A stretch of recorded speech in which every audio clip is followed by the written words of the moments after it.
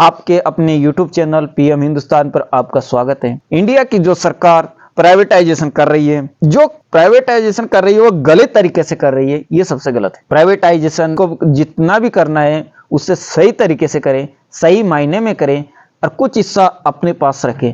अगर सभी हर एक चीज को प्राइवेटाइजेशन कर दोगे, सरकार के पास बचेगा क्या? तो इंडिया की जो पॉपुलेशन है, इंडिया की जो अर्थव्यवस्था है, उस तरीके से डेवलप नहीं हुई, अभी विकसित इंडिया नहीं बना, ताकि आप प्राइवेटाइजेशन करके विकसित देशों की तरह कर। हालांकि प्राइवेटाइजेशन अच्छा है, अच्छा काम होगा, बट इसमें प्राइवेटाइजेशन के पास इंडिया अभी विकसित नहीं हुआ है। इसलिए जो भी प्राइवेटाइजेशन कार्य हो रहे हैं, इसमें नियंत्रण सरकार का होना चाहिए, सरकार का हस्तक्षेप होना चाहिए। प्राइवेटाइजेशन का फायदा वो ठेकेदार लिमिट से ज्यादा उठा के ज्यादा पैसा कमा के विदेश में भाग जाता है, उसका क्या करेंगे? सरकार उसके लिए कुछ कानून नहीं ला रही है, तो इसमें सरकार की कुछ गलतियां हैं। हर एक डिपार्टमेंट को प्राइवेटाइजेशन कर दिया। पहले एयरपोर्ट को किया गया, हालांकि एयरपोर्ट अगर उन्हें प्राइवेटाइजेशन कर दिया तो अच्छी बात है, इसमें बुरी है तो उसे जो नियंत्रण था उसमें से कुछ हिस्सेदारी सरकार की भी होती। कंट्रोल सरकार के पास होना चाहिए। आप इतना किराया रखोगे, आप कैसे करोगे, हर एक नियंत्रण सरकार का होना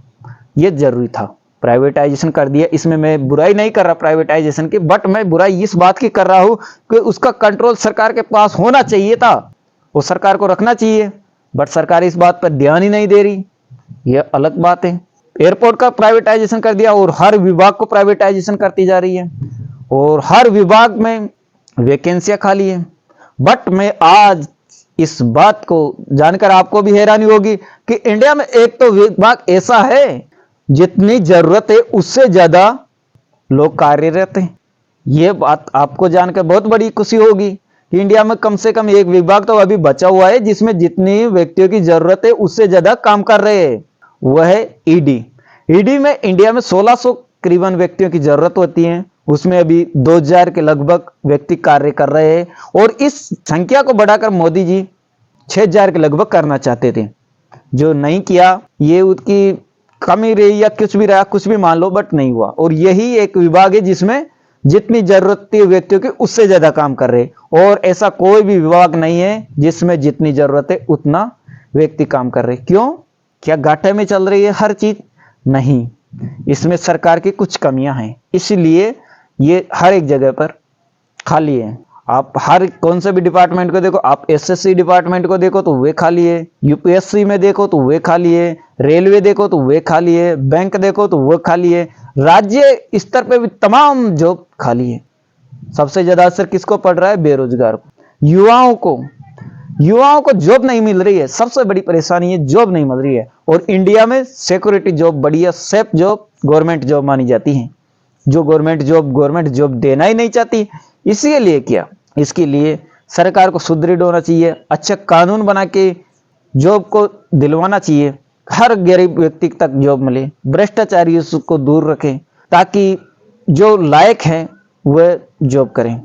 ऐसे जो कुछ जानता पढ़ता कुछ लिखता नहीं है उससे डायरेक्ट जाकर आप ड्यूटी पे चढ़ाओगे तो वह अच्छी तरीके से जॉब करेगा क्या? वह इंडिया को आगे बढ़ाएगा क्या? नहीं बढ़ाएगा ना। तो नहीं बढ़ाएगा तो फिर अच्छे क्वालिटी वाले व्यक्तियों को जॉब दो, इसमें कुछ ईमानदारी तो दिखाओ, और ये ईमानदारी दिखानी पड़ेगी जब ही इंडिया डेवलप होगा। मैं आज रेलवे की बात कर रहा हूं। रेलवे में 2019 में वैकेंसी आई थी और 2023 चल रहा है, करीबन 17,000 के समथिंग जॉब लग चुकी हैं और अभी बाकी हैं, जिससे 5 साल तो हो गए और 5 साल में भी वैकेंसी क्लियर नहीं हुई। इससे इंडिया की अर्थव्यवस्था दिखती है कितनी प्रगति कर रही है और हमारी सरकार कितनी प्रगति कर रही है और हम कितने डेवलप हो रहे हैं। और सरकार क्या करेगी? फिर ट्रेनों का हादसा ही तो होगा। फिर ट्रेनों का हादसा ही तो होगा जब एक व्यक्ति पर 3-3 व्यक्तियों का काम लादा जाएगा तो क्या होगा? ज्यादा वर्कलोड होगा तो काम नहीं कर पाएंगे सरकार का व्यक्ति। हर व्यक्ति के पास लिमिट तो होगी। अब जब वो लिमिट से ज्यादा काम करेगा तो फिर ऑब्वियसली बात है ट्रेन हादसा होगा। जो भी संकट होता है ये सरकार की कमियों की वजह से हो रहा है। बाढ़ आ रही है, इसमें जितना चाहिए उतना पेमेंट तो मिल रहा है बट उनको इन्वेस्ट नहीं कर रहे। अच्छी तरीके से पानी निकासी की कार्य प्रणाली नहीं हो रही तो फिर बाढ़ आ रही है। किसानों को कभी भी मैं देखता हूं कभी भी समय पर फसल बीमा नहीं दिया जाता। नुकसान हो रहा है, टाइम पे मिल ही नहीं रहा, तो इसमें नुकसान भी तो अब सरकार की अर्थव्यवस्था दिखेगी, इस पे दिखती है। सरकार को जब किसानों को नहीं मिल रहा, बेरोजगारों को नहीं मिल रहा, कोई योजना नहीं मिल रही, तो इसमें सीधा सीधा लॉस हो रहा है और जो अर्थव्यवस्था है वे कमजोर हो रही है। चीन की अर्थव्यवस्था से हम तुलना करते चल रहे थे, हम आगे बढ़ जाएंगे, हम आगे बढ़ जाएंगे, विश्व के में सबसे टॉपर बन जाएंगे, बट टॉपर बनने के लिए हमारे लीडर को टॉपर होना पड़ेगा, जो भी लीडर है उसे भी टॉपर होना पड़ेगा। हमारे जो भी गवर्नमेंट सर्वेंट है, जो गवर्नमेंट का रत है, वो जैसे ही गवर्नमेंट जॉब लगते ही सोच लेते हैं हम सेफ है, उनका कोई दायित्व नहीं है। फिर जैसे अगर ग्राम सेवक बन गया तो बस हमारे पास आए, किसान आए तो हम नहीं जाएंगे किसान के पास, किसान की जो भी समस्या है तो वो हमको सुनाए, हम नहीं सुनेंगे उनकी समस्या।